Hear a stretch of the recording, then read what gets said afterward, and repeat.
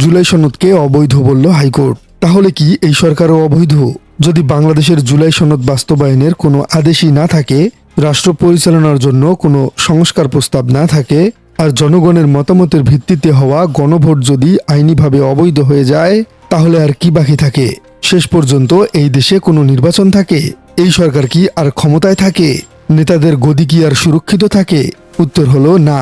অর্থাৎ যদি গণভোট বাতিল হয়ে যায়, তাহলে এই সরকারও বাতিল হয়ে যাবে। কারণ যেভাবে এই সরকার নির্বাচনের মাধ্যমে ক্ষমতায় এসেছে, সেই পুরো প্রক্রিয়াটি জুলাই সনদের উপর নির্ভরশীল। আর সেটি বাতিল হয়ে গেলে আর এই সরকারও টিকে থাকবে না।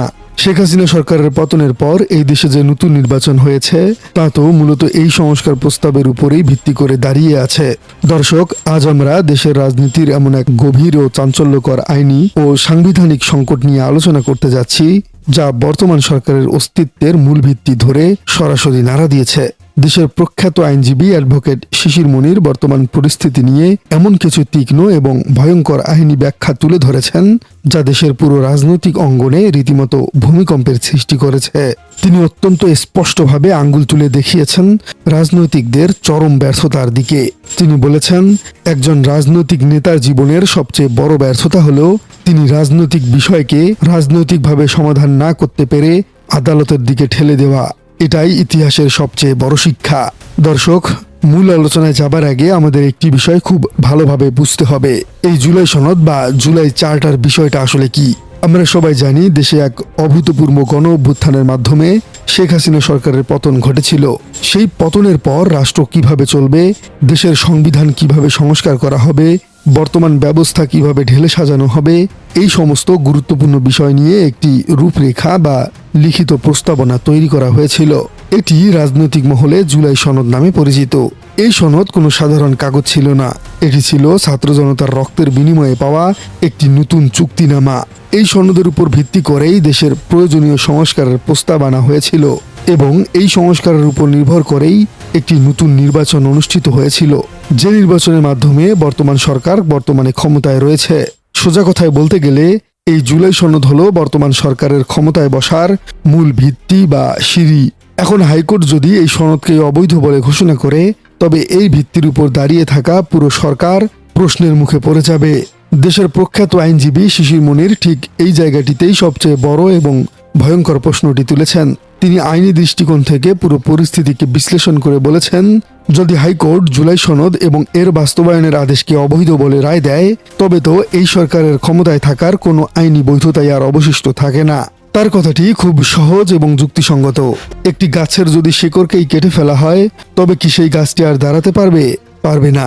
ঠিক তেমনি বর্তমান সরকার যে সংস্কার প্রস্তাব এবং গণভোটের উপর ভিত্তি করে নিজেদের ক্ষমতার আশার যৌক্তিকতাকে প্রমাণ করেছিল, আদালত যদি সেই গণভোট বা সংস্কার প্রস্তাবকে অবৈধ বা বেআইনি বলে দেয়, তবে তাদের নির্বাচনও স্বয়ংক্রিয়ভাবে অবৈধ হয়ে যায়।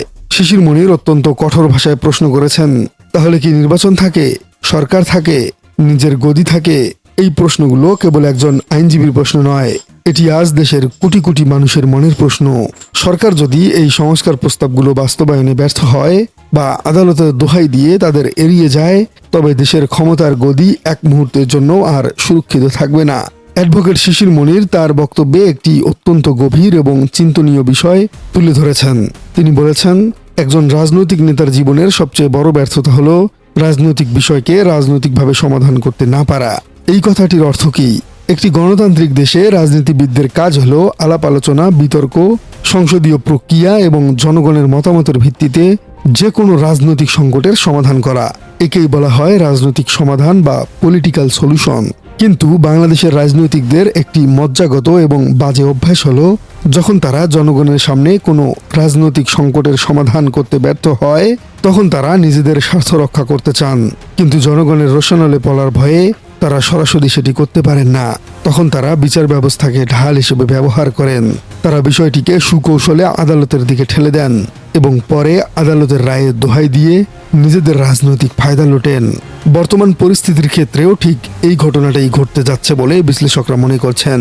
সংস্কার প্রস্তাবগুলো বাস্তবায়ন করা রাজনৈতিক দলগুলোর দায়িত্ব ছিল, কিন্তু তারা সেই দায়িত্ব পালনে ব্যর্থ হয়ে বা নিজেদের দলীয় স্বার্থে আঘাত লাগার ভয়ে এখন আদালতের দিকে তাকিয়ে আছে।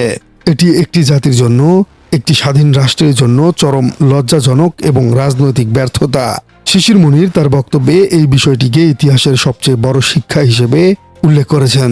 কেন তিনি এই কথাটি বললেন? দর্শক, আমরা যদি একটু পিছনের দিকে তাকাই তবে দেখতে পাবো যে বাংলাদেশের আদালতকে ব্যবহার করে রাজনৈতিক ফায়দা লোটার ইতিহাস অত্যন্ত দীর্ঘ এবং করুণ।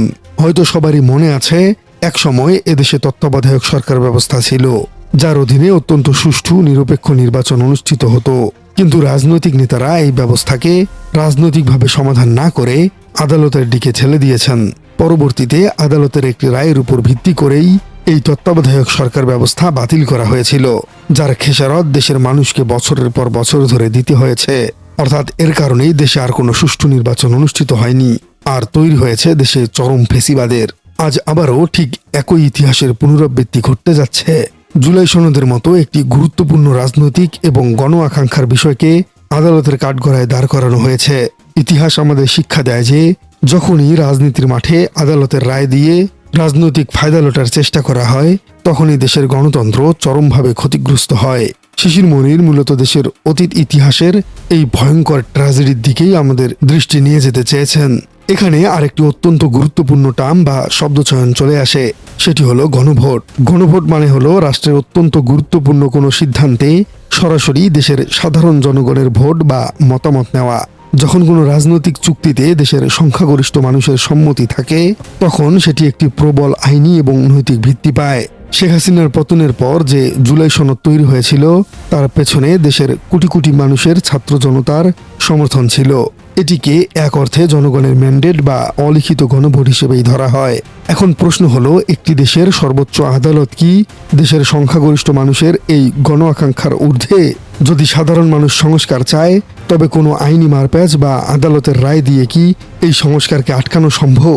আইনিভাবে হয়তো অনেক কিছুই সম্ভব, কিন্তু নৈতিকভাবে এবং রাজনৈতিকভাবে এই বর্তমান সরকারকে এক ভয়াবহ অস্তিত্ব সংকটে ফেলে দিবে। এই অবস্থায় বর্তমান সরকারের সামনে আসলে খুব বেশি পথ খোলা নেই। যদি তার হাইকোর্টের এই রায়কে অজুহাত হিসেবে দেখিয়ে জুলাই সনদের সংস্কার প্রস্তাবগুলো থেকে সরে আসে, তবে দেশের মানুষ ধরে নিবে যে এই রায়কে নিজেদের গদি বাঁচানোর জন্যই ব্যবহার করা হয়েছে। এর ফলে মানুষের মনে যে চরম ক্ষোভের সৃষ্টি হবে, তা আরেকটি বড় ধরনের রাজনৈতিক অস্থিরতা বা গণ অভ্যুত্থানের জন্ম দিতে পারে। অন্যদিকে সরকার যদি সত্যি দেশের জনগণের প্রতি দায়বদ্ধ থাকে, তবে তাদের উচিত হবে এই আইনি বাধাগুলো রাজনৈতিকভাবে এবং প্রয়োজনে সাংবিধানিক ক্ষমতা প্রয়োগ করে সমাধান করা। কারণ একটি বিপ্লবের পর যে সরকার ক্ষমতায় এসেছে, সেই সরকারের মূল দায়িত্বই হলো এই বিপ্লবের আকাঙ্ক্ষাকে, অর্থাৎ জুলাই সনদকে বাস্তবায়ন করা। যদি তারা তা না পারে, তবে শিশির মুনিরের কথায় তাদের সরকার এবং পুরো নির্বাচন প্রক্রিয়াই বাতিল বলে গণ্য হবে। প্রিয় দর্শক, আপনার কি মনে হয়, রাজনৈতিক বিষয়গুলো কি এভাবেই বারবার আদালতের ঘাড়ে চাপিয়ে দিয়ে দেশের মানুষকে হেয় করা উচিত? যদি শেষ পর্যন্ত এই সংস্কার প্রস্তাবগুলো বাস্তবায়িত না হয়, তবে কি বর্তমান সরকারের ক্ষমতায় থাকার কোনো নৈতিক বা আইনি অধিকার থাকবে? আপনাদের অত্যন্ত মূল্যবান এবং সুচিন্তিত মতামত জানিয়ে দিন আমাদের কমেন্ট বক্সে। আর আপনার রাজনীতি চ্যানেলে নতুন হয়ে থাকলে চ্যানেলটি সাবস্ক্রাইব করার অনুরোধ থাকলো। দেখা হচ্ছে পরবর্তী কোনো ভিডিওতে।